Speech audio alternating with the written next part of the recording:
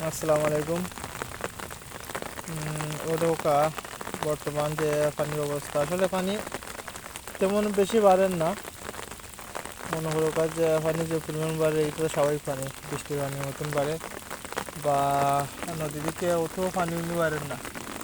মানুষে এই আতঙ্কের মধ্যে না ছড়াইয়া সত্যতাটা ওটা তুলে ধরে ওটা অনেকে যাচ্ছে যে 2022-এর ভিডিও, এই ফটো ফটো দিয়া এই শীতে দেখাও দৌকা বর্তমানে পানির যে অবস্থা।